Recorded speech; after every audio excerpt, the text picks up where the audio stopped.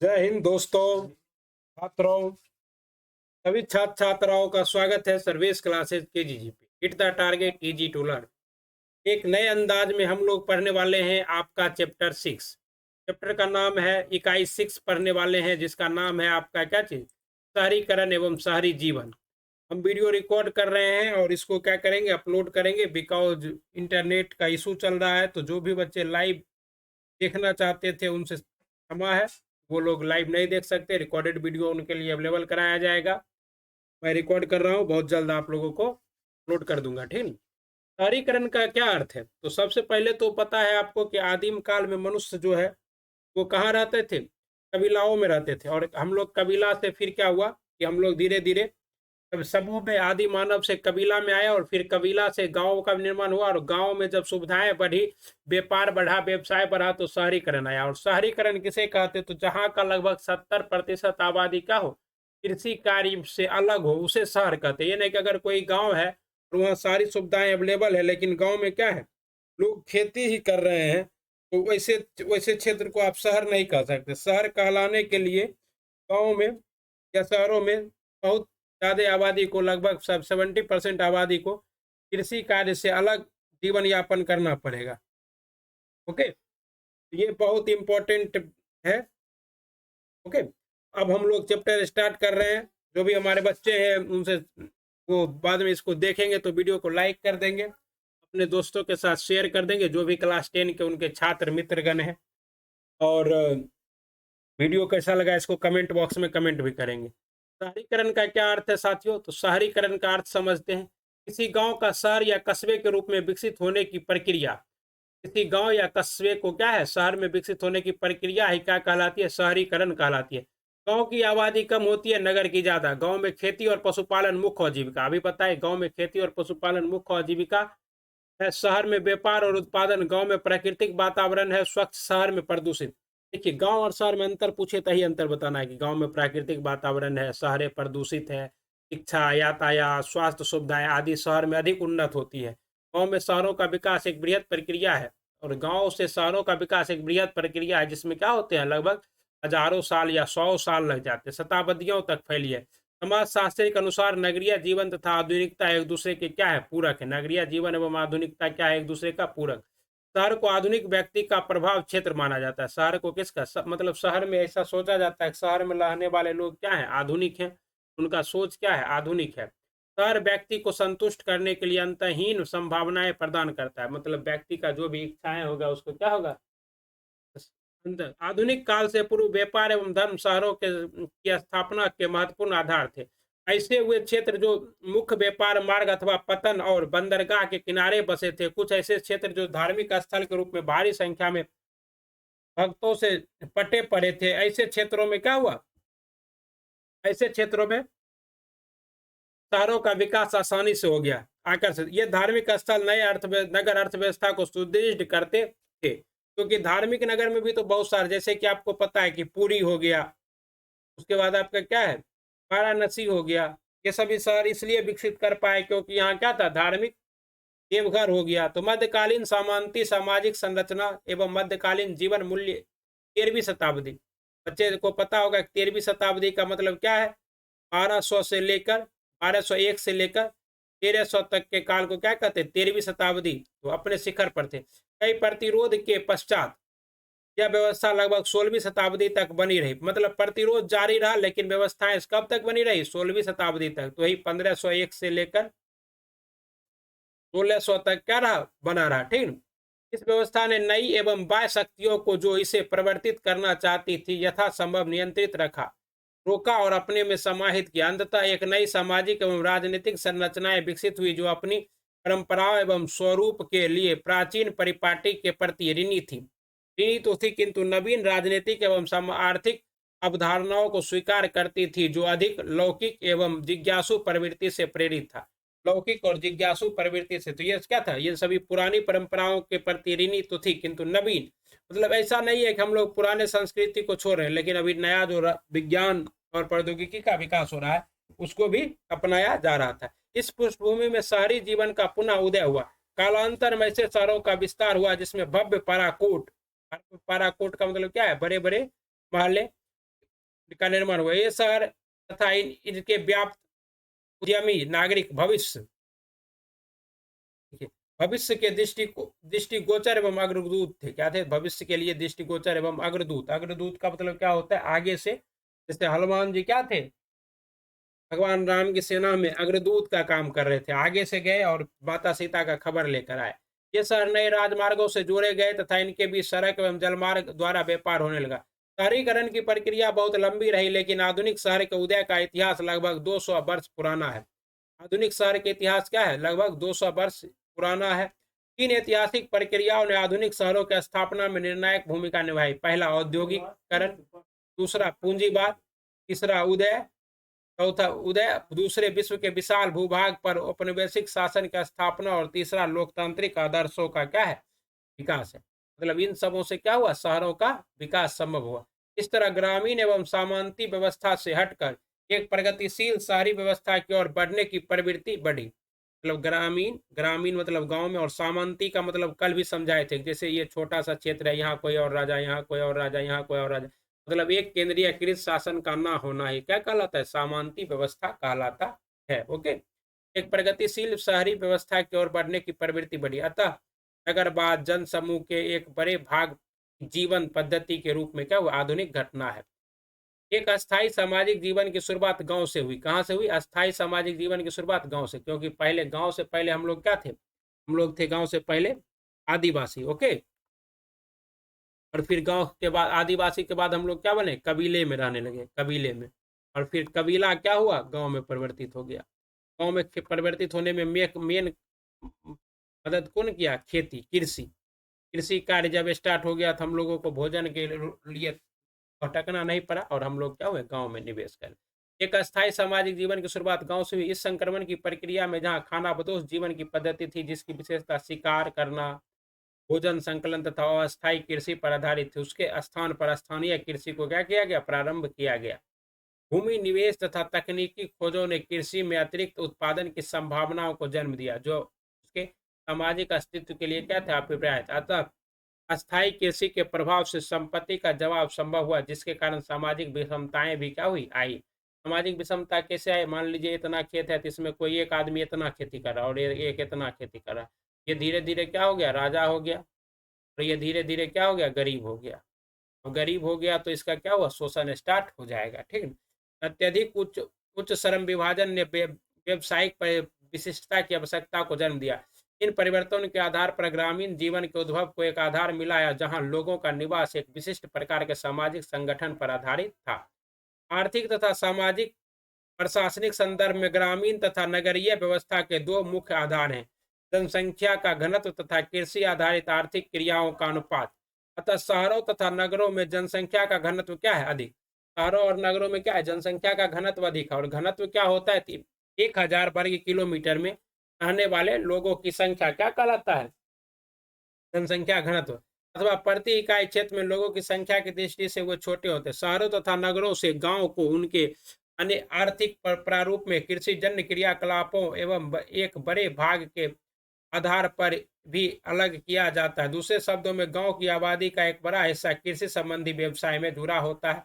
अधिकांश वस्तुएं कृषि उत्पाद की होती है, जबकि आय का स्रोत भी कृषि ही होता है। अतः एक कृषि प्रधान अर्थव्यवस्था मूलतः जीवन निर्वाह की अर्थव्यवस्था के अवधारणा पर है। जीवन निर्वाह का मतलब क्या है? इतना कृषि करने वाला आदमी इतना ही कमा पाएगा जितना में वो खा पी के खुश रहे। उसके लिए भौतिक सुख सुविधाएं, एसी, फ्रिज, कूलर, ये सबों का क्या होगा? क्रय करना संभव नहीं हो पाएगा अगर वो छोटे किसान है। तो ऐसे वर्ग का नगरों की ओर बढ़ना एक गतिशील मुद्रा प्रधान अर्थव्यवस्था के आधार पर संभव हुआ, जो प्रतियोगी एवं एक उद्यमी प्रवृत्ति से क्या था? प्रेरित था। ओके। अभी तक हम लोगों ने क्या सीखा कि कैसे गांव से शहरों की ओर हम लोग आए। कलर चेंज करेगा, हाँ, कलर बदलते रहेंगे। इसी सामाजिक आर्थिक परिवर्तन के आधार पर प्रबंधन की प्रक्रिया प्रारंभ हुई। भारी संख्या में कृषक वर्ग ग्रामीण क्षेत्रों से निकलकर शहरों की ओर नए अवसर की तलाश में बढ़े। प्रारंभ में शहरों में बसने पे इनका अभिन्न योगदान रहा, परंतु शहरी व्यवस्था, जैसे गांव से शहर में आया तही लेबर का काम किया, तो शहरों को बसाने में इसका क्या रहा? अभिन्न योगदान रहा। परंतु शहरी व्यवस्था के अंतर्गत यह तब भी उपेक्षित वर्ग रहे जिसने सामाजिक भेदभाव की भावना को बनाए रखा। इस दिशा में बढ़ते हुए आधुनिक शहरों का विकास हुआ, जिसमें शहरी जीवन की ओर रुझान बढ़ा। यह एक ऐसी प्रक्रिया है जिसमें क्रमशः नगरीय सब जनसंख्या का बड़े से बड़ा हिस्सा ग्रामीण क्षेत्रों की अपेक्षा शहरों में बसने लगा। शहरों के आकार और जटिलता में भी अंतर उत्पन्न हुआ। राजनीतिक प्राधिकार का केंद्र प्रायः शहर बन गए, जहां दस्तकार, व्यापारी और अधिकारी क्या हुए, बसने लगे। व्यापारी, दस्तकारी। आधुनिक काल में औद्योगिकरण ने शहरीकरण के स्वरूप को गहन रूप से प्रभावित किया। जैसे ही औद्योगिकरण आया तो फैक्ट्रियां कहाँ लगी, शहरों में लगी, और शहरों को शहरीकरण को क्या क्या प्रभावित किया। औद्योगिकरण का मतलब क्या होता है कि उद्योग धंधे का विकास। शुरुआत होने के कई दशक बाद तक भी अधिकतर पश्चिमी शहर मोटे तौर पर ग्रामीण किस्म के शहर ही थे। शहरों के विकास क्रम की ओर दृष्टि डाली जाए तब उसके विकास की प्रक्रिया को कस्बों के रूप में प्रारंभ होते हुए देखा जा सकता है, जहाँ कस्बों में शिल्पकार, व्यापारी, प्रशासन तथा शासन रहते थे। कस्बों कस्बों का ग्रामीण जीवन पर प्रभाव था, जिसे यह करों और अधिशेषों के प्राप्ति के आधार पर स्वयं को मजबूत करते थे। अधिकांशतः कस्बों और शहरों की किलेबंदी की जाती थी, जो ग्रामीण क्षेत्रों को इसकी पृथकता को चिन्हित करते थे। मतलब शहर और गांव को क्या कहा जाता था, चोर, लुटेरे, आक्रमणकारी से बचाने के लिए ऐसे उसका क्या किया जाता था, किलाबंदी किया जाता था। अब देखिए हम लोग पढ़ेंगे कस्बा किसको कहते हैं। ग्रामीण अंचल में एक छोटा नगर को माना जाता है। कस्बा मतलब ग्रामीण ही अंचल है, जैसे गोगरी अभी क्या है, कस्बा है, जो अधिकांशतः स्थानीय विशिष्ट व्यक्ति का केंद्र होता है। ओके, उसके बाद गंज किसको कहते हैं, जैसे आप सुनते होंगे सरायगंज, नौबतगंज। गंज एक छोटे अस्थाई बाजार को कहा जाता है, जहाँ छोटा अस्थाई क्या हो, बाजार हो, बाजार लगता हो, हाट लगता हो। कस्बा और गंज दोनों कपड़ा, फल, सब्जी तथा दूध उत्पादन से संबंध थे। विशिष्ट परिवारों तथा सेना के लिए सामग्री उपलब्ध कराते थे। 18वीं शताब्दी में राजनीतिक तथा व्यापारिक पुनर्गठन के साथ पुराने नगर पतनोन्मुख हुए और नए नगरों का विकास होने लगा। शहर घनी आबादी वाले आधुनिक प्रकार के महानगरों में बसने लगे होने लगे, एवं जहां एक पूरे क्षेत्र के राजनीतिक व आर्थिक कामों को देखा जाता और उनकी आबादी बहुत बड़ी होती। सबसे पहले औद्योगिकीकरण कहाँ स्टार्ट हुआ, इंग्लैंड में स्टार्ट हुआ। देख लीजिए इंग्लैंड। ठीक। औद्योगिकीकरण ने शहरीकरण के स्वरूप को गहन रूप से प्रभावित किया। फिर भी 1850 ईस्वी तक अधिकांश पश्चिमी शहर लगभग ग्रामीण किस्म के ही शहर, मतलब शहर तो था लेकिन ये शहर भी कैसे थे, ग्रामीण शहर थे। लीड्स, इसको अभी हम लोग लॉर्ड्स कहते हैं, लीड्स और मैनचेस्टर। आप लोग रॉयल मेसी का नाम सुने होंगे, जो मैनचेस्टर से खेलते हैं। ये सब क्या है, प्रमुख शहर हैं, कहाँ के, आपके लंदन के। जैसे प्रारंभिक औद्योगिक शहर 18वीं शताब्दी के अंत में स्थापित किए गए। कपड़ा मिलों के कारण प्रवासी मजदूर शहरों की ओर, अब कपड़ा मिल खुला तो प्रवासी मजदूर शहरों के आए क्योंकि ज्यादा आमदनी के लाभ में भारी संख्या में आकर्षित हुए। 1851 में मैनचेस्टर में रहने वाले 3/4 से अधिक लोग ग्रामीण इलाके से आए क्या थे, प्रवासी मजदूर। प्रवासी मजदूर का मतलब क्या होता है, जैसे ये क्षेत्र आपका है शहर में, जैसे मुंबई ये है, और यहाँ पर क्या है आपका बिहार है। बिहार से जब मजदूर क्या करेगा, पलायन करके मुंबई जाएगा, तो उसी को क्या कहेंगे हम लोग, प्रवासी मजदूर कहेंगे। ओके। 1750 ईस्वी तक इंग्लैंड और वेल्स का हर 9 में से एक आदमी लंदन में रहता था। कहाँ रहता था, लंदन में रहता था। यह एक महाकाय शहर था जिसकी आबादी लगभग कितनी, देखिए उस समय इसकी आबादी 1750 में 6,75,000 तक थी। 19वीं शताब्दी में भी लंदन के विस्तार की प्रक्रिया जारी रही। 1810 से 1880 ईस्वी तक उसकी आबादी लगभग कितनी हो गई, 10 लाख से बढ़कर 40 लाख, यानी कि 4 गुना। 10 से 40 कितना हुआ, 4 गुना का वृद्धि हो गया। ओके। हालांकि लंदन लंदन में विशाल विशाल कारखाने नहीं थे, फिर भी यहाँ प्रवासियों की बड़ी संख्या में आकर्षित करने में सफल रहा। लंदन के 5 प्रमुख उद्योग में लंदन की गोदी के अलावा छपाई और स्टेशनरी उद्योग, परिधान और जूता उद्योग, धातु और इंजीनियरिंग उद्योग, लकड़ी व फर्नीचर उद्योग तथा चिकित्सा उपकरण व घड़ी जैसे सटीक माप वाले उत्पाद और कीमती धातुओं की चीजें बनने वाले उद्योग है। 20वीं शताब्दी में प्रथम विश्व युद्ध के समय लंदन में मोटर कार और बिजली के उपकरणों का भी उत्पादन प्रारंभ, मतलब जब प्रथम विश्व युद्ध स्टार्ट हो रहा था 1914 में, तो क्या हुआ था 1914 में जब प्रथम विश्व युद्ध स्टार्ट हो, तो यहाँ पे क्या हुआ था, मोटर कार और बिजली का भी आविष्कार संभव हो गया था। ठीक है। इस शहर के 3/4 नौकरियां इन्हीं कारखानों में सीमित थी, मतलब 3/4 नौकरियां कहाँ मिल रही थी, 75% नौकरियां यहाँ ही मिल रही थी। तो ये देखिए आपका लंदन का फिगर है, ये लंदन है, और लंदन किस नदी के किनारे बसा है साथियों? तो टेम्स नदी के किनारे। किस नदी के किनारे बसा है? टेम्स नदी के किनारे बसा है। और देखिए इस लंदन में मात्र इतनी आबादी थी कब? 1784 में, जब इंडिया पे ईस्ट इंडिया एक्ट आ रहा था तब। उसके बाद 1865 में देखिए लंदन में कितनी आबादी हो गई। पूरा लंदन का एरिया धीरे धीरे इसी तरह शहर बसता है। आप लोग देखते भी होंगे शहर बसते हुए अगल बगल में, कि मेन सेंटर के चारों ओर लोग जमीन खरीदता है। फिर देखिए ये 1914 में प्रथम विश्व युद्ध के समय, और फिर ये 1980 में तो पूरा गजगजा गया है, देख रहे हैं। इसी तरह शहर बसता है। और शहरों का क्या होता है? जैसे देखिए ये शहर था, ये कस्बा था। ये क्या होगा? कस्बा से छोटा शहर बना होगा टाउन, टाउन से सिटी, और सिटी से फिर मेट्रोपॉलिटन सिटी। तो ये शहर बनने का क्रम है। शहर, जिला, छोटा शहर मतलब टाउन, उसके बाद बड़ा शहर सिटी, और उसके बाद मेट्रोपॉलिटन सिटी। ठीक। महानगर किसी प्रांत या देश का विशाल और घनी आबादी वाला शहर जो प्राय वहां की राजधानी भी होता है, उसे क्या कहते हैं? महानगर। जैसे बिहार का महानगर कौन है? बिहार में वैसे महानगर तो कोई है नहीं, लेकिन फिर भी पटना बिहार का क्या है? राजधानी और सबसे बड़ा नगर है। 19वीं शताब्दी का लंदन क्लर्कों और दुकानदारों, छोटे पेशावरों, निपुण कारीगरों, कुशल श्रमिकों, श्रम करने वाले, बढ़ती आबादी, सिपाहियों, नौकरों, दिहाड़ी मजदूरों, फेरी वालों। फेरी वाला मतलब क्या होता है? जो घूम घूम कर सामान बेचता है, ठीक है। और भिखारियों का शहर था। हाँ, जहाँ देखिए जहाँ अमीर बढ़ेगा वहाँ भिखारी भी बढ़ेगा। इसलिए आप पटना जाइए, मुंबई जाइए, वहाँ ज्यादा भिखारी दिखेगा। लंदन का फैलाव 4 अलग अलग दौरों में लंदन की आबादी को दर्शाने वाला ये क्या है? मानचित्र है। आप लोग इसको क्या कीजिएगा? बना लीजिएगा, बच्चे बना लेंगे इसको।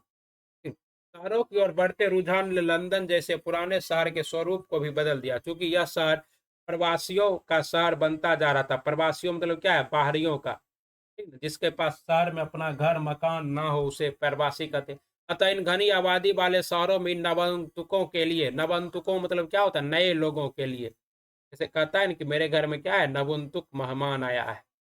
सामान्यतः और सुरक्षित आवास बनने लगे। चूंकि कारखानों के मालिक प्रवासी कामगारों को रहने की जगह मुहैया नहीं कराते थे, प्रबंधन का यह एक प्रमुख परिणाम पाया गया। अब देखिए टेनमेंट्स क्या होता है? ये क्वेश्चन इस बार आएगा। मैं हम प्रवेश सर हम हैं, हम जो गेस कर देते हैं वो आ जाता है, ठीक है ना।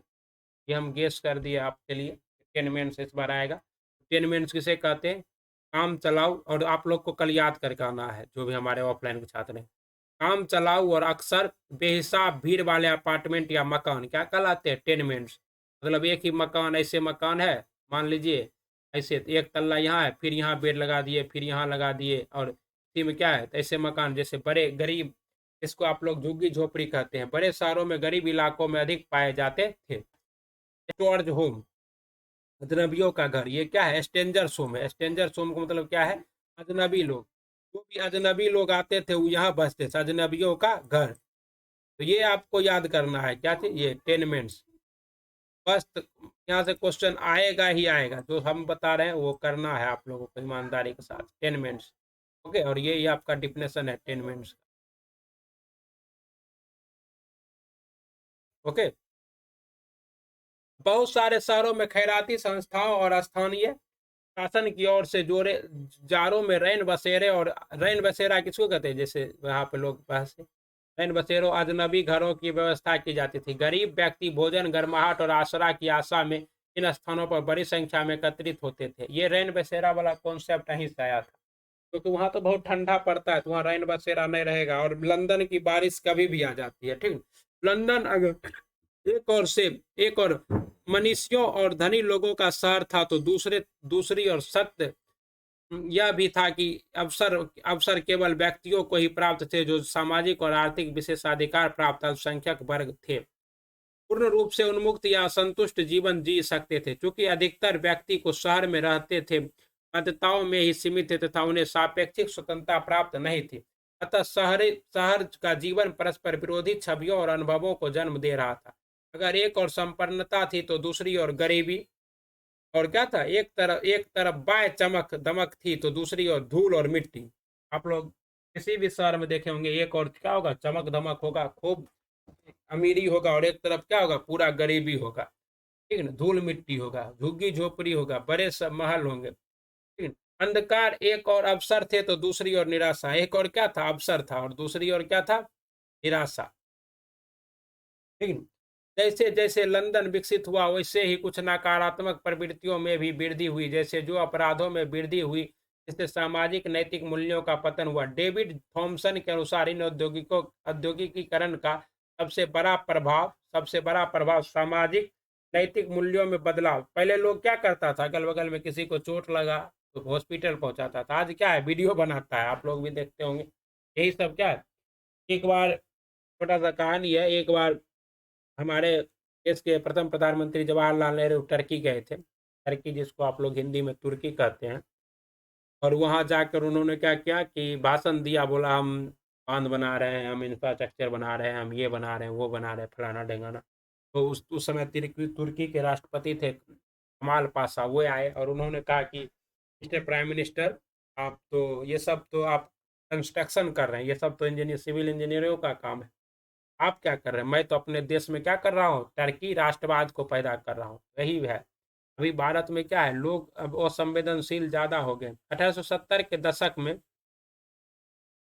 लंदन में कम से कम 20,000 अपराधी रहते थे, 20,000 अपराधी। जैसे मुंबई का जब विकास हो रहा था, मुंबई में भी दाऊद इब्राहिम जैसा क्या रहता था अपराधी। हेनरी मेन्यू के अनुसार एक ऐसी सूची बनी जहां लोग अपराध से ही अपनी आजीविका चलाते थे। इसके अलावा 1861 की क्या है, 1861 की जनगणना ने नौकरों की संख्या में अत्यधिक वृद्धि होने की जानकारी प्रदान की, जिसमें महिलाओं की संख्या अधिक थी। आपको ये याद रखना है, देखिए जब किसी का नाम आ गया हेनरी मेह्यू, इसको आपको याद कर लेना, हेनरी मेह्यू के अनुसार। और दूसरा क्या है कि 1861 की जनगणना है, इसको 1861 को हम हाईलाइटर है तो 1861 की जनगणना ने घरेलू नौकरों की संख्या में क्या कहते हैं, अधिक वृद्धि होने की जानकारी प्रदान की। इसमें महिलाओं की संख्या अधिक थी। बाल मजदूरों की संख्या में भी वृद्धि हुई। 1870 में अनिवार्य प्राथमिक शिक्षा कानून और 1902 से लागू किए गए फैक्ट्री कानून के बाद बच्चों को औद्योगिकी कामों से बाहर रखने की व्यवस्था की गई। हाँ, पहला क्या है, 1870। देखिए हम लोग के पास कब आया अनिवार्य शिक्षा कानून, 2002 में। आप लोगों को पता है कि 2002 में हम लोग 21 का ए जोड़े, इसमें क्या था, शिक्षा का मूलभूत अधिकार था 6 से 14 वर्ष तक के बच्चे के लिए, 6 से 14 वर्ष। लेकिन यहाँ पर देखिए 1870 में आ गया, तो इसलिए ये लोग हमसे विकास में आ गए। लेकिन अब तो इंग्लैंड को भारत क्या किया, अर्थव्यवस्था के क्षेत्र में पछाड़ दिया है। 1902 से लागू किए गए फैक्ट्री कानून के बाद बच्चों को औद्योगिक कामों से बाहर रखने की व्यवस्था की गई। शहरों में अगर एक और रोजगार था तो दूसरी और उसके सीमित रूप से अकुशल मजदूरों को एक निर्धन वर्ग के रूप में उभरते हुए पाया गया, जो झोपड़पट्टियों में गुजर कर रहे थे। शहर के गरीबों के लिए आवास की सुविधा उपलब्ध कराने के उपाय किए जाने लगे। एक कमरे वाले मकान को जन स्वास्थ्य के लिए खतरा माना गया, चूंकि इसमें हवा निकासी का इंतजाम नहीं था। दूसरे, इनमें आग लगने का खतरा बना रहता था। और तीसरा, इस विशाल जनसमूह के कारण सामाजिक उथल पुथल की आशंका बनी रहती थी। इन आशंकाओं को दूर करने के उद्देश्य से मजदूरों के लिए आवासीय योजनाएं शुरू की गई। जैसे नरेंद्र मोदी की अभी योजना है, 2022 तक योजना था कि हर शहरी गरीब को पक्का मकान, जो कि नहीं हो पाया, तो कोरोना का बहाना बना ली सरकार। लंदन की एक झोपड़पट्टी की तस्वीर 1889, इस 20वीं शताब्दी, मजदूरों के आवास का घनत्व एवं साफ सफाई की कमी। आगे, लंदन की भीड़ भरी बस्तियों को कम करने और खुले स्थानों को हरा भरा बनाने, आबादी कम करने और शहर को योजना अनुसार बसाने की कोशिश की गई। लंदन के इर्द गिर्द हरी पट्टी विकसित करते करके देहात और शहर की दूरी को कम करने का क्या किया गया, उपाय किया गया। इस अवधारणा को वास्तुकार योजनाकार, नाम याद रखना है, क्या नाम है, एब एबनेजर हवार्ड ने गार्डन सिटी मतलब क्या है, बगीचों का शहर नाम दिया। इसमें साझा बाग बगीचे लगाए गए, पर ऐसे मकान केवल खाते पीते कामगारों ही खरीद सकते थे। विश्व युद्ध कब हुआ, 1919 से 39, मतलब दोनों विश्व युद्ध जोड़ दिया है, ठीक ना। मजदूर वर्ग के लिए आवास का इंतजाम करने का उत्तरदायित्व ब्रिटिश राज्य ने ले लिया और स्थानीय शासन के द्वारा 10 लाख मकान बनाए गए। कितने मकान, 10 लाख मकान बनाए गए, जो छोटे परिवारों को ध्यान में रखकर निर्मित किए गए। इस अवधि में शहर का इतना फैल चुका था कि अब लोग पैदल अपने काम तक नहीं पहुंचते थे। अतः शहर के आसपास यानी उप शहरी बस्तियों के अस्तित्व में आने की सार्वजनिक परिवहन व्यवस्था अनिवार्य रूप से क्या हो गया, लागू की गई। अब सार्वजनिक परिवहन व्यवस्था आ गई, मेट्रो आ गया, बस आ गया। बेसिक जीवन क्षमता के अस्वस्थ किया गया। संगठन एवं प्रबंधन द्वारा निवास तथा आवासीय पद्धति को विकसित किया गया। यातायात के साधन उपलब्ध कराए गए तथा ताकि कर्मचारी की बड़ी संख्या में कार्यस्थल तक पहुंचाया जा सके। जन स्वास्थ्य स्वच्छता, देखिए जब शहर बसेगा तो सबसे जन स्वास्थ्य होना चाहिए, स्वच्छता होना चाहिए, साफ सफाई, जन सुरक्षा, पुलिस की आवश्यकता महसूस हुई। इन चित्रों में न्यू और जीविक एक बगीचा उपशहर में चारों तरफ से बंद हरे भरे स्थान के सहारे एक नया सामुदायिक जीवन विकसित हो रहा था, जिसे रेमंड अब अनिवित और वेरी पार्कर ने तैयार किया था। कौन तैयार किया था इसे? रेमंड अनवित और बैरी पार्कर ने, इसको याद रखना है, रेमंड अनवित और बैरी पार्कर ने तैयार किया था। परिवहन व्यवस्था आवासीय क्षेत्रों के सापेक्ष औद्योगिक तथा वाणिज्यिक कार्यस्थलों से प्रभावित हुई, जिससे बृहद जन परिवहन प्रणाली का निर्माण हुआ। परिवहन व्यवस्था का नगर में काम करने वालों की जीवन की गुणवत्ता पर सीधा प्रभाव पड़ा। जन जीवन के साधनों में परिवर्तन से सामाजिक परिवर्तन भी आया। शहरों में आवागमन की सुविधा बढ़ी। लंदन के क्या है, भूमिगत रेलवे ने, भूमिगत रेलवे को हम लोग क्या कहते हैं, मेट्रो, क्या कहते हैं, मेट्रो। भूमिगत रेलवे ने आवास की समस्या को भी हल किया, जिसके जरिए लोग भारी संख्या में शहर के विभिन्न छोरों तक पहुंच सकते थे। दुनिया की सबसे पहली भूमिगत रेल के पहले खंड का उद्घाटन 10 जनवरी 1863 ईस्वी में किया गया। यह रेल लाइन लंदन के पेडिंगल और कैरिंगटन स्ट्रीट के बीच स्थित थी। पहले दिन ही यात्रियों की संख्या कितनी थी? 10,000 तक थी और 1980 तक भूमिगत रेल नेटवर्क का विस्तार हो चुका था। इसमें सालाना कितने 4 करोड़ लोग यात्रा करते थे। हाँ भाइयों, 4 करोड़। चार्ल्स डेक्कन जो है, आईपीएल जब स्टार्ट हुआ था तो क्या था, हैदराबाद टीम का नाम। चार्ल्स डेक्कन ने 1848 में लिखा कि चार्ल्स डेक्कन एक व्यक्ति, लिखा कि भूमिगत रेल के कारण मकान गिराए गए, सड़कें बंद हुई, लंदन के गरीब की संख्या में उजारा गया तथा इन अड़चनों के बावजूद भूमिगत रेलवे सफल हुई। 20वीं शताब्दी के आने तक न्यूयॉर्क, टोक्यो और शिकागो जैसे विशाल महानगरों ने अपनी एक सुव्यवस्थित सार्वजनिक परिवहन व्यवस्था स्थापित की, जिसे लेकर उपनगरीय क्षेत्रों को जोड़ा जा सका। उपनगरीय क्षेत्र का मतलब क्या है? ये मुख्य नगर है, यहाँ पर कलेक्ट्रेट है, काम धंधा, और यहाँ पर लोग बसे हुए हैं दूर दूर। ये सबको क्या किया गया? जोड़ा गया। इस चित्र में श्वासावरोधन गोल्डर्स ग्रीन स्टेशन के लिए लंदन अंडरग्राउंड का विज्ञापन सन 1900 के आसपास। विज्ञापन में लोगों को हरे भरे कम भीड़ वाले सुंदर उपशहरी इलाके में बसने के लिए प्रेरित किया गया। ऐसा दिखाया गया कि ये देखिए आपका क्या है, गोल्डर्स ग्रीन है, मतलब ऐसा घर में आइए, मतलब शहर आपका रास्ता बनिए गया, मेट्रो बिछा ही दिए शहर के चारों ओर, तो आप यहाँ बस जाइए, यहाँ बस जाइए शहर से बाहर, ताकि आप क्या रहे, ग्रीन फील्ड में रहेंगे। कहाँ रहेंगे? ग्रीन जगह पे रहेंगे, हरे भरे क्षेत्रों में, शहरों के मत से दूर रहेंगे। ऐसा क्या हुआ? जन परिवहन के साधनों में परिवर्तन से शहरों में सार्वजनिक परिवर्तन भी आया। समर्थ और कार्यकुशल तथा सुरक्षित जन प्रणाली शहरी जीवन में भारी परिवर्तन लाए तथा शहरों की आर्थिक स्थिति को भी प्रभावित किया, जिससे सामाजिक व्यवस्था को भी एक नया आकार प्रदान किया गया। देखिए, ग्रीन गोल्डर्स ग्रीन स्टेशन के लिए लंदन अंडरग्राउंड का विज्ञापन सन कब? 1900 ईस्वी के आसपास। ठीक है ना, बहुत अच्छी बात है। अब सामाजिक बदलाव और शहरी जीवन हम लोग इसको कल देखेंगे। अभी देखिए हम लोगों ने क्या क्या पढ़ा, एक बार हम रिवीजन कर लेते हैं। ठीक है, रिवीजन शुरू से कर लेते हैं, और जितने भी बच्चे इस वीडियो को देखेंगे वो भी रिवीजन करेंगे, क्योंकि पढ़ने से ज़्यादा इम्पोर्टेंट है रिवीजन। शहरीकरण, तो शहरीकरण क्या होता है हम पहले बता दिए, जहाँ क्या हो, आधुनिक सुख सुविधाएं हो, क्या हो, आधुनिक सुख सुविधाएं हो, और साथ ही साथ क्या हो, और साथ ही साथ जो है कृषि कार्य में 30% से ज्यादा लोग ना लगा हो। कृषि कार्य में 30% से ज्यादा जनता ना जुड़ी हो, जनता जुड़ी। ठीक है, इसे शहरीकरण कहते हैं। और शहरीकरण का अर्थ क्या है, समझा दिए। शहरीकरण का अर्थ है किसी गांव का शहर या कस्बों के रूप में विकसित होने की प्रक्रिया। और हम लोग बताए थे कि कैसे आजीविका के लिए शहरों में क्या था, स्वच्छ, प्रदूषित, ये सब और बताए थे कि मध्यकालीन सामंती प्रथा क्या होता है, पूरा डिटेल में करा दिया। सामंती प्रथा आगे होगा भी। और 13वीं शताब्दी तक अपने शिखर पर था। और शहरीकरण की जो शुरुआत हुई ये लगभग कब से, 1600 ईस्वी से हुई, औद्योगिकीकरण के बाद से, ठीक है। और नए उद्यमों का विकास हुआ। औद्योगिकीकरण और शहरीकरण में सबसे बड़ा योगदान किसका था, औद्योगिकीकरण का, पूंजीवाद का, ठीक है। और लोकतांत्रिक आदर्शों का विकास और उपनिवेश, उपनिवेश पहले ही करा दिया गया है। मतलब क्या है, जब कोई देश किसी दूसरे देश के आर्थिक, सामाजिक और राजनीतिक मुद्दे में हस्तक्षेप करता है तो उसे उपनिवेश।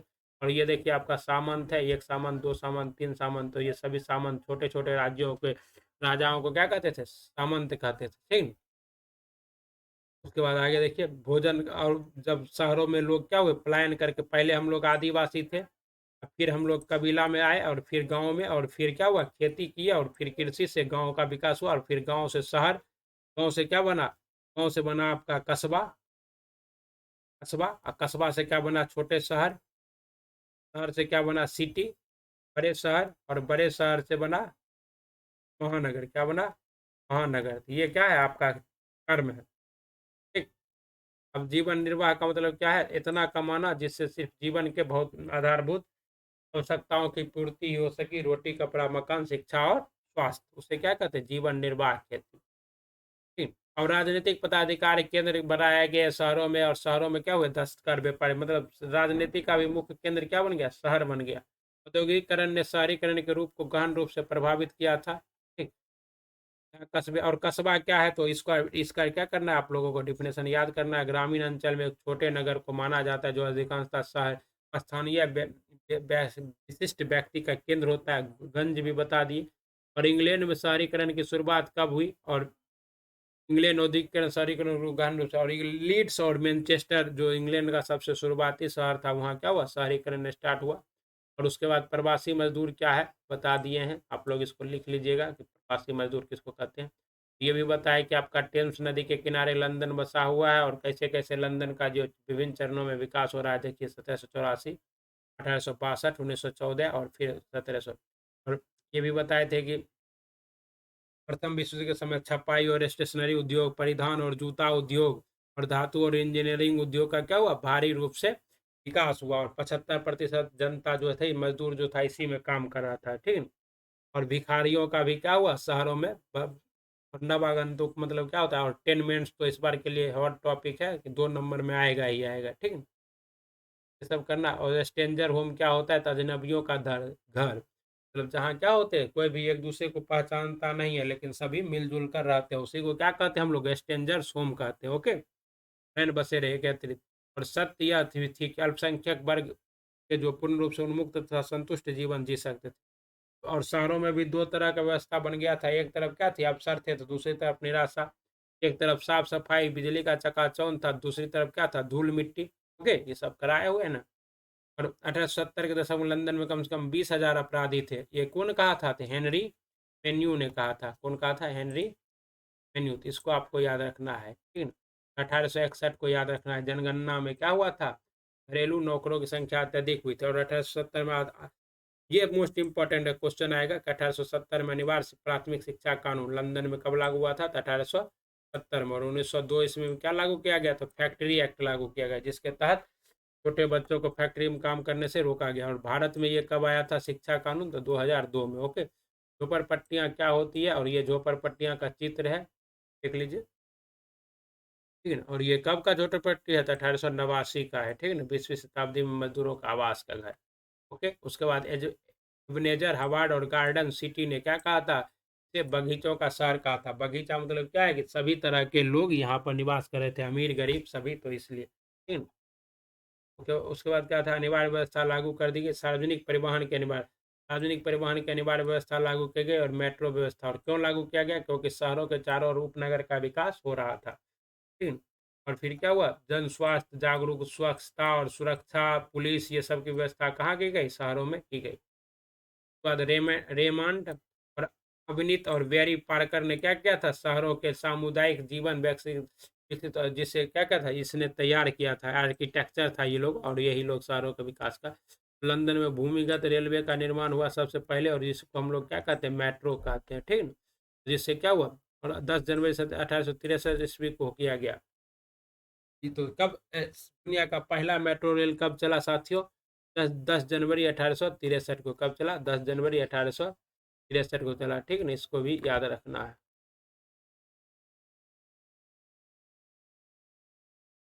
10 जनवरी 1863 को याद रखना। ओके। और पहला दिन इसमें लगभग 10,000 लोग क्या किए थे? यात्रा किए थे। और सालाना 4 करोड़ लोग क्या करते थे? यात्रा करते थे। किससे? मेट्रो से। और जब मेट्रो बन गया तो लोगों को प्रोत्साहित किया गया शहरों से दूर उपनगरों में बसने के लिए। और उसी का ये क्या है? आपका विज्ञापन है। विज्ञापन दिया जाता है क्यों? देखो, और आकर्षित करने के लिए नगरीय क्षेत्रों में। तो ये देखिए क्या है? गोल्डर्स ग्रीन स्टेशन का विज्ञापन है। अब सामाजिक बदलाव और शहरी जीवन हम लोग कल करेंगे। आप लोग इस वीडियो को क्या कीजिए? ढेर सारा प्यार दीजिए, क्योंकि वीडियो लंबा हो जाएगा, बहुत लंबा हो जाएगा, क्योंकि 22 पेज का चैप्टर है। कुछ ऑब्जेक्टिव अगर आप लोग पढ़े हैं तो देखिए बन जाएगा। सामान्य व्यवस्था सटकर किस प्रकार की शहरी व्यवस्था की प्रवृत्ति बढ़ी बढ़ी ऐसी प्रवृत्ति बढ़ रही थी? आपको बढ़ रहा था कैसा?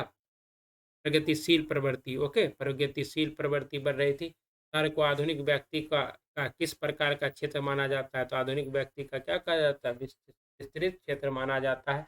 अस्थायी कृषि के प्रभाव से कैसा जमाव संभव हुआ? अस्थायी कृषि के प्रभाव से जो है संपत्ति का जमाव संभव हुआ। एक प्रतियोगी एवं उद्यमी प्रवृत्ति से प्रेरित किसी प्रकार की अर्थव्यवस्था लागू की गई, ये क्या कहते हैं? मुद्रा प्रधान अर्थव्यवस्था। ओके। ये सभी आपका आधुनिक काल में औद्योगिकरण ने किसके स्वरूप को गहन रूप से प्रभावित किया था? आधुनिक काल में शहरीकरण के स्वरूप को। जनसंख्या का घनत्व सबसे अधिक कहाँ होता था? शहरों में, महानगरों में होगा। कहाँ होगा? महानगरों में होगा। ठीक ना। 1810 से 1880 तक लंदन की आबादी 10 लाख से बढ़कर कितनी हो गई थी? 40 लाख हो गई थी। ओके, करा दिया गया है। लंदन की अनिवार्य प्राथमिक शिक्षा कब लागू हुआ? हम बोले ना ये क्वेश्चन आएगा साथियों। कब लागू हुई थी? 1870 में। ओके, एक भी लेंगे अभी। कौन से सामाजिक वर्ग बुद्धिजीवी वर्ग के रूप में उभर कर सामने आया? तो ये उभर कर सामने आया मध्यम वर्ग। ओके। और पूंजीपति वर्ग के द्वारा किस वर्ग का शोषण हुआ? तो पूंजीपति वर्ग के द्वारा श्रमिक वर्ग का, मध्यम वर्ग का और कृषक वर्ग का, लगभग सभी का शोषण हुआ। तो मोस्ट इम्पोर्टेंट क्वेश्चन था, हमने आप लोगों को कराया। अभी अभी अब चैप्टर तो बचा हुआ है, लेकिन क्वेश्चन बहुत सारे हो गए आज ही। ठीक, वो देखिए अभी जो हम बताए थे कि कब हुआ था, वो यहाँ पे लिखा हुआ है। आप लोग इसको देख सकते हैं कि जो हम बोले कि आएगा आगे 1870 वाला यहाँ कराए ना हम, और वहाँ पर क्वेश्चन था ना। इसी तरह एग्जाम में भी रहेगा। बहुत बहुत धन्यवाद। आप लोग खूब मन लगा के पढ़िए। और वीडियो कैसा लगा, कुछ सीखने के लिए मिला कि नहीं, ये भी बताइए। ओके, चलिए धन्यवाद। पढ़ते रहिए, बढ़ते रहिए।